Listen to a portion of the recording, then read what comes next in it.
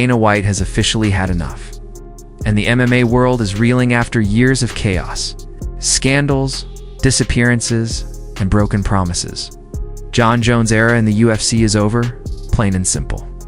White reportedly didn't just make a private decision.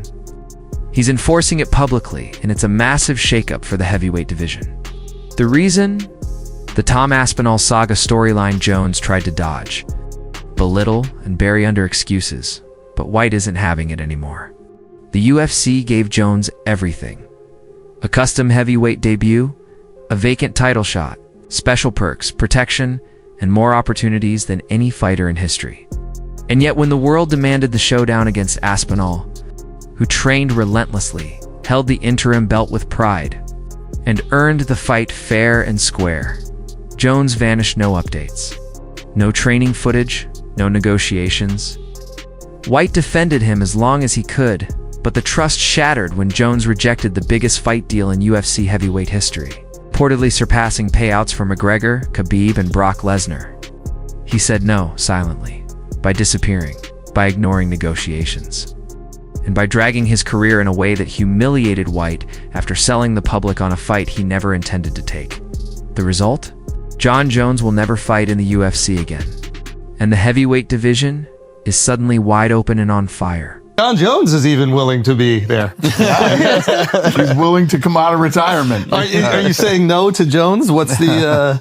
I haven't said yes or no to anybody yet, but I can't put Jon Jones in a position where he can, Right.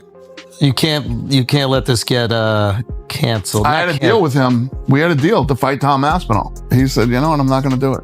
He didn't want to do it. Yeah. I can't be in that position. I got to have some. Just wondered, at this point, is there anything in the next few months or several months that Jon could do where you could say, okay, I actually trust him to put him on that card? Let me ask you, what do you think Jon would do in the next couple of months that would make me trust putting him on the White House card? Well, I would not trust him, but I would like to see him fight Aspinall on that card down the road. So I already said that I don't trust him, and you're asking me what could he do for me to trust him in the next 3 months?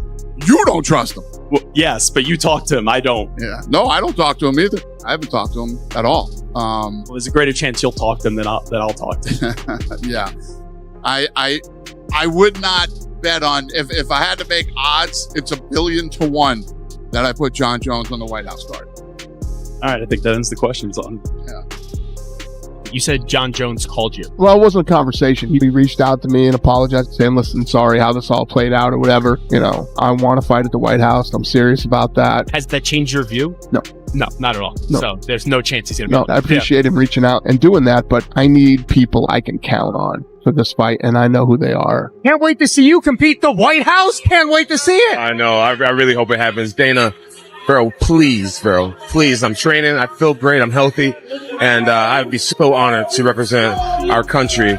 And After Tom Aspinall's devastating, medically confirmed eye injury, which was no sign of weakness, but a real threat to his career, Jon Jones suddenly found his voice again, mocking, belittling, and attacking Aspinall instead of facing the fight when it actually mattered.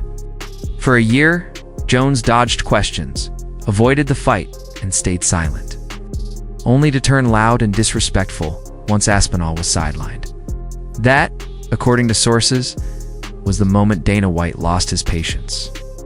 From White's perspective, Jones didn't just turn down a fight, he sabotaged an era of heavyweight MMA, destroyed the UFC's chance at a historic showdown, and cost the company a marquee White House card fight that had been meticulously planned for over a year. When Jones then publicly begged to fight on the White House card, pretending commitment and readiness, White finally drew the line. Jon Jones will not fight under Dana White again. Enough is enough. The disappearances, the fabricated retirements, the contradictions, the attacks on Aspinall, this time the consequences are clear and absolute. The fans know it, the fighters know it, the journalists know it.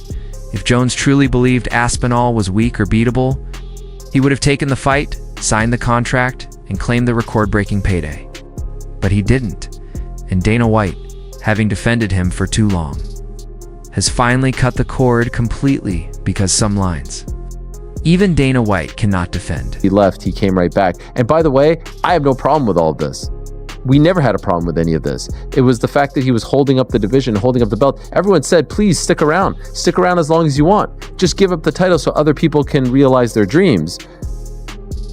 Fun fights, one-off fights, legacy fights, super fights, all day. You're bigger than the title. Jon Jones is bigger than the UFC heavyweight title. He's bigger than any title. There's only a couple of guys who are bigger than the title. Jon being one. If Tom would have beaten Jon, the fact that he beat Jon would be bigger than him becoming UFC heavyweight champion. Came to beat Tom Aspinall up that night. Tom throws a kick and magically gets hurt. I would expect a fighter to at least attempt to stand back up or at least limp. And with Tom, he was just completely just out of the fight. And his last situation with Cyril Gane, he gets poked in the eye. Normally you see fighters that are doing this number, trying to get the doctor to look at it. And actually, initially the doctor's just like, he seems fine. Tom's like, no, I can't see. The guy wasn't trying to see. The guy didn't want to see. The eye that he was covering appeared to be the eye that actually didn't get penetrated. One eye, the finger goes all the way underneath the eyelid. The other eye, it was on top of the eyelid. And he ends up grabbing the eye where the finger was on top of the eyelid. So I don't even think Tom really knew which eye was supposed to be more compromised. He just knew that he had been fouled and it was his way out. So that alone shows me a little bit what's behind the facade of this whole Tom Aspinall. Jon Jones for a whole year, over a year, career on hold, despite the fact that he told everyone, look, this guy ain't going to fight me. He's going to retire before he'll fight me. So you might as well just give me the title now. But unfortunately, the UFC, they wanted to believe that their GOAT was the man that they bigged him up to be, and they were wrong. And after working his whole life to become UFC heavyweight champion, this was the way it was announced. Jon Jones called us last night and retired. Jon Jones is officially retired. Tom Aspinall is the heavyweight champion of the UFC. All right, Dana, calm down. Don't get too excited. And that was in the middle of the night in some random ass UFC press conference. No ceremony, no celebration, no congratulations, Tom. We've got the best young fighter in the world. It was as if no one gave a fuck from the UFC. It was so bad. And I get Dana was pissed because he'd been made to look a fool by Jon Jones, but that was never Tom Aspinall's fault. Tom just wanted to fight the best guy he possibly could. And you'd think MMA fans would love that. There's a fighter who's trying to fight the best, wants to win the title, wants to defend the title and be an active heavyweight champion, something we've not had in God knows how long in the UFC. But no, because Jon Jones weirdly has a lot of fans who want to see him protected and not get his chin smashed to bits, they supported the guy who ran away from the fight and trashed Tom consistently. What a weird... Dana White has tolerated scandals, arrests,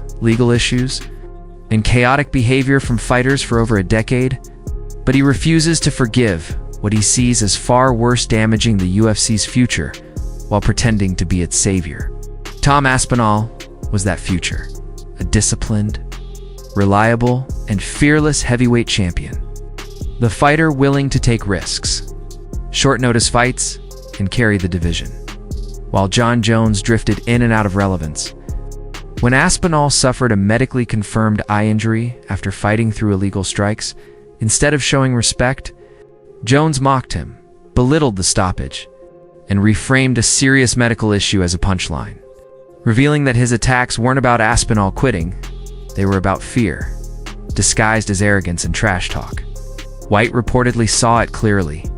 Jon Jones was no longer reliable, committed, or trustworthy, and his actions sabotaged the White House card. A historic event White had been planning for over a year, Jones's pattern of disappearances, excuses, contradictions, and public mockery became a liability, threatening the UFC's image and the future of the heavyweight division. Once the sport's greatest asset, Jones had become a walking contradiction, claiming greatness while refusing the proving ground the world demanded. White made a final, unprecedented call. Jon Jones will not fight at the White House event, will not headline future cards, and is effectively removed from the UFC by the one man who once protected him through every scandal.